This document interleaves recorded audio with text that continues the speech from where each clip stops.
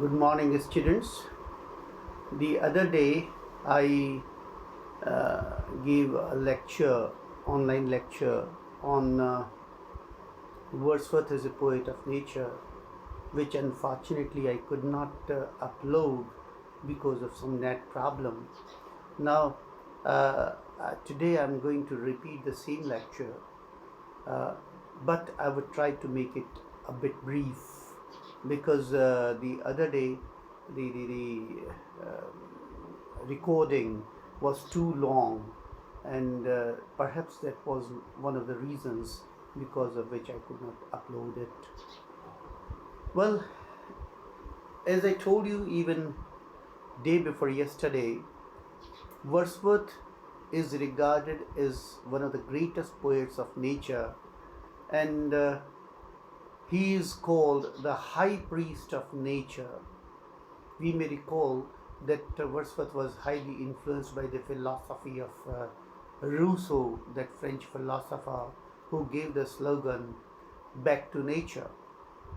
So perhaps because of that influence and because of his own leanings towards nature, Wordsworth developed a spiritual attitude towards nature during the course of his career as a poet.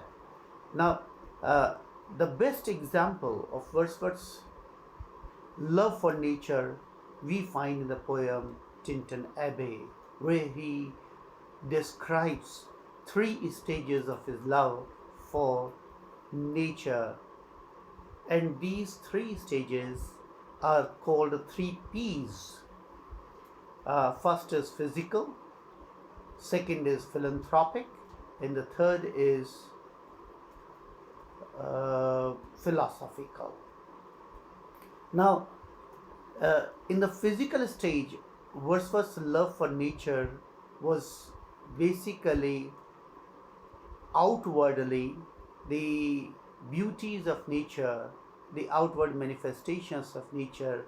They fascinated him so much that he said, "When like a roe I bounded over the mountains by the side of deep rivers and wherever nature led.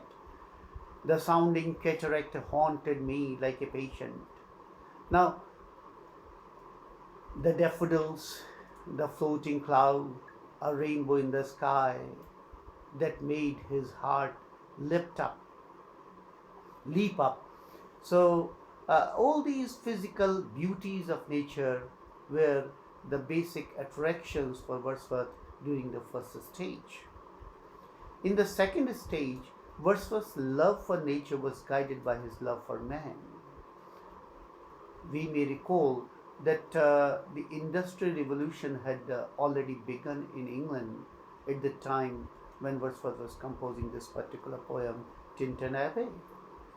Now, he found that man was basically getting lost in materialism.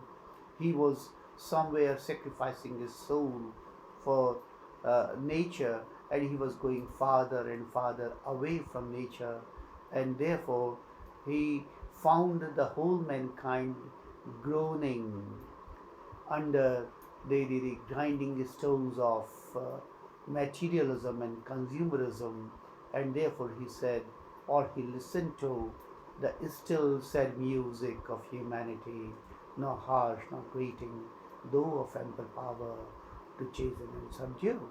So this was the second stage where Wordsworth came out with the notion that the more we go away from nature, the more we become spiritually bankrupt. And the third and the final stage of Wordsworth's love for nature was a philosophical one, where nature is a living entity for Wordsworth, where Wordsworth becomes a nature mystic and he finds some divine presence which is all pervading in the manifestations of nature.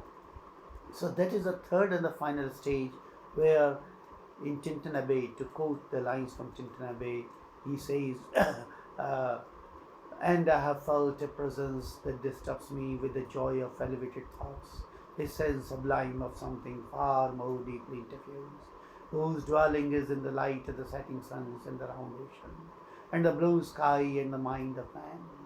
So here Wordsworth finds nature as a living entity, as, as some divine presence is all pervading in all the aspects and manifestations of nature.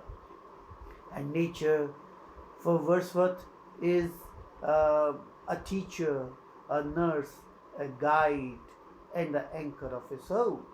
So these are the three stages which I have told you about, and you can discuss Wordsworth as a poet of nature, analyzing these three distinct stages in his poetry as expressed in that particular poem, Tintern Abbey.